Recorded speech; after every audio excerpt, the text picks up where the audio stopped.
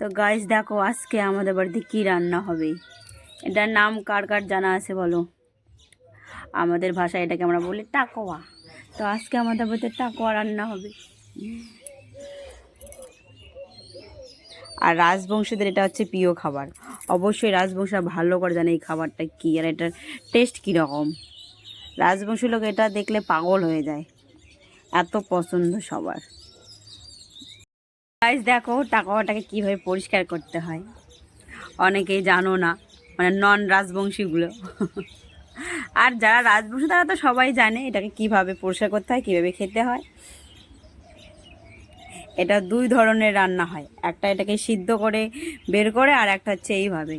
এটা এইভাবে করার পর এটাকে ধুতে হবে ভালো করে, তারপর সিদ্ধ করতে হবে, তারপর যার যেটা ভালো লাগে, সেই ছাকা হোক প্যালকা হোক বা ডাল হোক, যার যেটা ভালো লাগে সেটা দিয়ে রান্না হয়। গাইস দেখো এখন কিভাবে কাটা চলছে, এখন টাকোয়ার পিছনটা কাটতে হচ্ছে, আর এইভাবেই পরিষ্কার করতে হয়।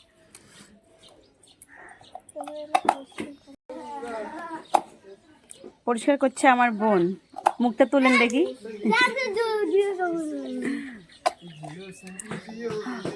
খাবার থেকে না কাজটাই বেশি করতে হয়, অনেক কিছু করার পর এটা খাওয়া হয়, অনেক টাইম লাগে এটা পরিষ্কার করতে।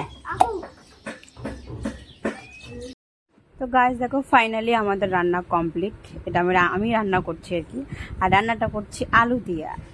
সব কিছু দিয়ে রান্না করা যায়, তো আলু দিয়ে আমার ভীষণ প্রিয়, তাই আমি আলু দিয়ে রান্না করেছি।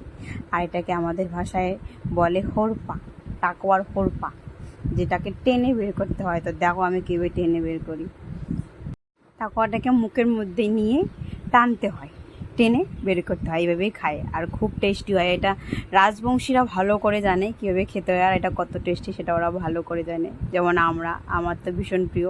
অনেকে বলছে আমার নাকি খাওয়া যায় না, কিন্তু আবার অনেকে বলছে খাওয়া যায়, তাই এটা আমার প্রিয় খাবার। আর আমি এটাকে কি করে না খেয়ে থাকি বলো? আর আমি দেখেছি মোবাইলে অনেক প্রেগনেন্সি মহিলা এটা খায় আর কি, যারা রাজবংশী, তার জন্য সেই সাহসে আমিও খেলাম, কারণ এটা আমার এমনি ভীষণ প্রিয়। তো এটা যে শুধু রাজবংশীরাই খায় তা না, অনেক নন রাজবংশীও কিন্তু এটা পছন্দ করে।